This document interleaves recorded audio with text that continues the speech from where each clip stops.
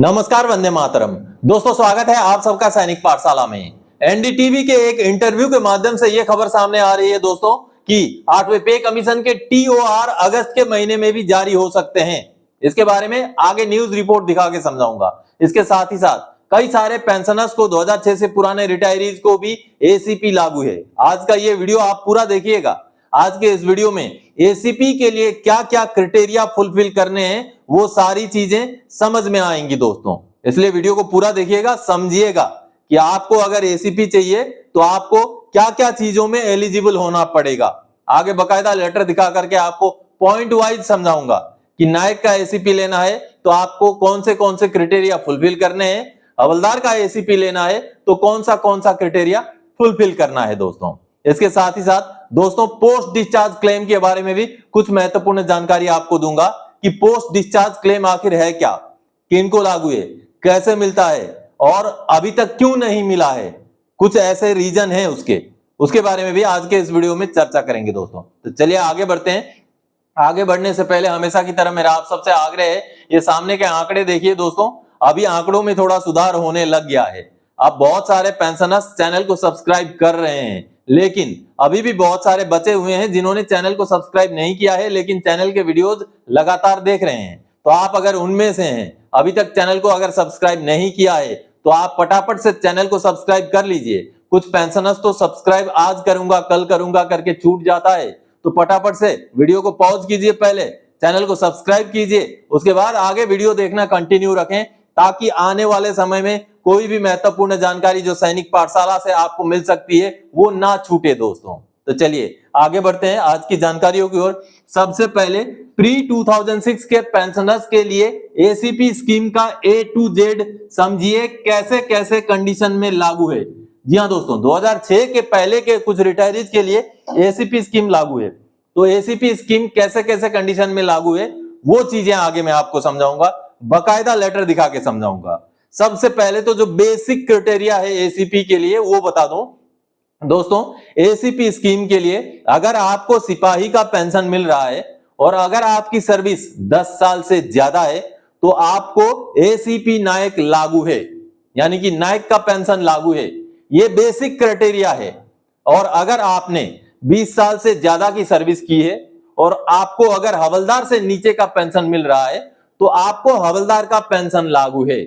ACP के यही दो क्राइटेरिया हैं जो बेसिक क्राइटेरिया हैं, लेकिन इसके अलावा भी कुछ और क्राइटेरिया भी आपको फुलफिल करना पड़ेगा।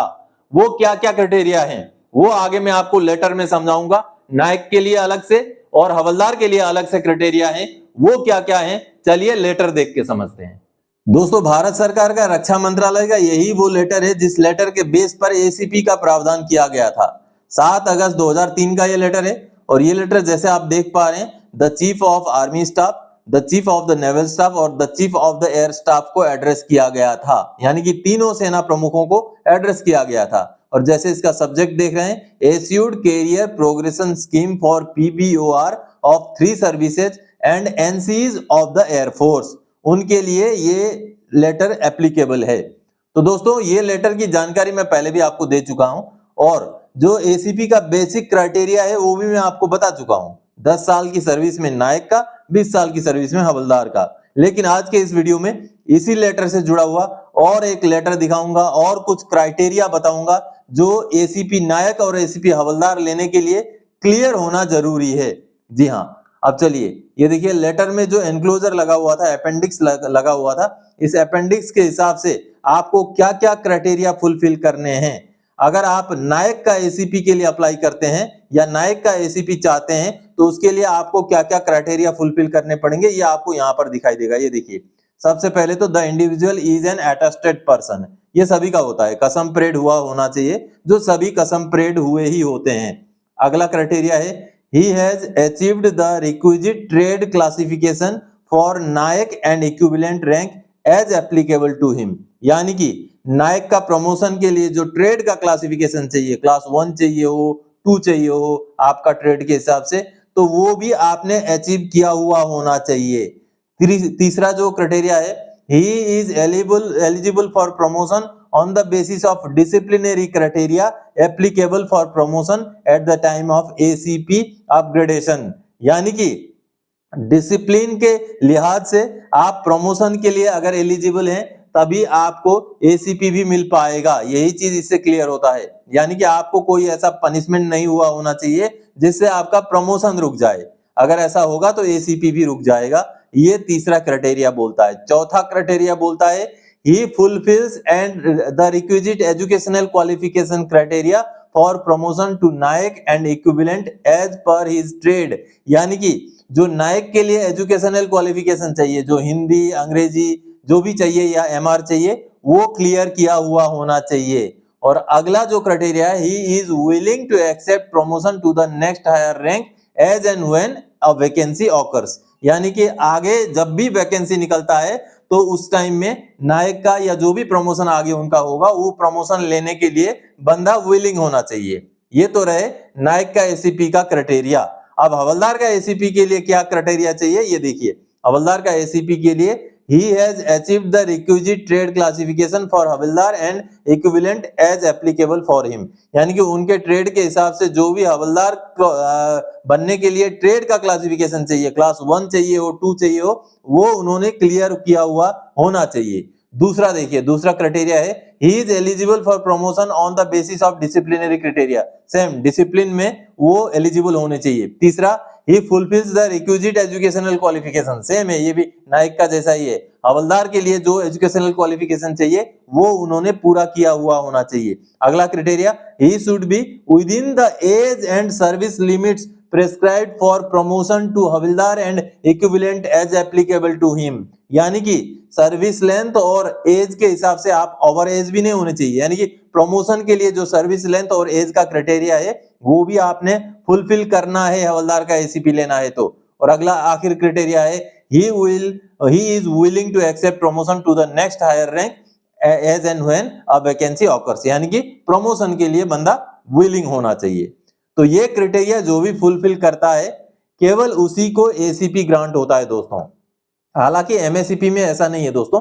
एमएससीपी में अगर क्राइटेरिया केवल विलिंगनेस का और डिसिप्लिन का है, बाकी ये एमआर फेमआर या ट्रेड क्लास वगैरह का क्राइटेरिया एमएससीपी में नहीं है, लेकिन एसीपी में है दोस्तों। तो आप सबने देखा दोस्तों कि नायक के लिए क्या क्या क्राइटेरिया फुलफिल करने हैं और हवलदार के लिए आपको क्या क्या क्राइटेरिया फुलफिल करने हैं। आपको बता दूं एसीपी स्कीम 7 अगस्त 2003 से लेकर के आगे 31 अगस्त 2008 तक पहले लागू था, लेकिन बाद में जब एमएससीपी को 1 जनवरी 2006 से लागू किया गया तो आज के डेट में अगर मैं बोलूं तो एसीपी स्कीम 7 अगस्त 2003 से 31 दिसंबर 2005 के बीच के जितने भी रिटायरीज हैं उनके लिए लागू है। तो आप अगर 7 अगस्त 2003 से पहले के रिटायरी हैं तो आपके लिए चाहे कितना भी सर्विस हो जाए, कुछ भी हो जाए, एसीपी स्कीम लागू नहीं है। हालांकि ये विडंबना है। और ओआरओपी का जो 1 मैन जुडिशियल कमेटी बना था उसका रिकमेंडेशन में भी ये है कि चाहे कभी कभी रिटायरी हो, एमएससीपी का फायदा ओआरओपी में कम से कम दिया जाना चाहिए। ये मुद्दा मैं बार बार उठाता हूं कि 2006 से पुराने पेंशनर्स को भी एमएससीपी का फायदा मिलना चाहिए, चाहे वो कभी कभी रिटायरी हो। 1970 का, 80 का, 90 का, 95 का, 2004 का कभी कभी रिटायरी हो, 2006 से पुराना जो भी पेंशनर है उसको भी एमएससीपी का फायदा मिलना चाहिए। लेकिन चलिए, जिनको भी एसीपी लागू है उनके बारे में ये महत्वपूर्ण जानकारी अभी मैंने दे दी। आप भी अगर एलिजिबल हैं तो आप भी सीपी ग्राम्स के थ्रू से ग्रीवेंस जरूर डालें दोस्तों। चलिए अब आगे बढ़ते अगली जानकारी की ओर। पोस्ट डिस्चार्ज क्लेम किसको लागू है, कहां से मिलता है, कैसे मिलता है और कब मिलता है। दोस्तों पोस्ट डिस्चार्ज क्लेम हर एक लगभग पेंशनर को लागू होता है। जिनका भी पैसा, कोई भी पैसा हो, सर्विस के दौरान का पैसा पीएओआर से मिलता है। ये पोस्ट डिस्चार्ज क्लेम का पैसा। पोस्ट डिस्चार्ज क्लेम किसे कहते हैं? आप रिटायर हो गए लेकिन रिटायर होने से पहले का कुछ पैसा आपका बचा हुआ था, कुछ किसी भी चीज का हो, चाहे एमएससीपी का सर्विस के दौरान का एरियर हो, चाहे आपका ट्रांसफर ग्रांट का पैसा बचा हुआ हो, चाहे आपका सीआईएलक्यू का पैसा बचा हुआ हो, एचआरए का पैसा बचा हुआ हो, सर्विस के दौरान का चिल्ड्रन एजुकेशन अलाउंस का पैसा बचा हो, फील्ड अलाउंस का, हाई एल्टीट्यूड अलाउंस का, कुछ भी पैसा जो आपका सर्विस के दौरान ही आपको मिलना चाहिए था, उसी टाइम में लागू था, जो नहीं मिल पाया, पीएओआर में ही फंसा पड़ा रह गया, तो वो पैसा जब मिलेगा आपको रिटायरमेंट के बाद तो उसी को पोस्ट डिस्चार्ज क्लेम कहते हैं। यानी कि आप डिस्चार्ज होने के बाद आपको मिल रहा है लेकिन पैसा आपका सर्विस के दौरान का था और ये पीएओआर से मिलता है दोस्तों। और ना मिलने का प्रमुख रीजन है कि जो भी पेंशनर हैं, आपका अगर बैंक अकाउंट का डिटेल्स पीएओआर में नहीं है तो वो पैसा आपको नहीं मिल पाता है। आपका भी कोई इस तरीके का पैसा छूटा हुआ हो, कुछ भी पैसा हो जो सर्विस के दौरान का है, तो आपको आपका बैंक डिटेल्स, आपका एनईएफटी फॉर्म आपने भेजना है पीओआर में, तब जाकर ही वो पैसा मिलता है।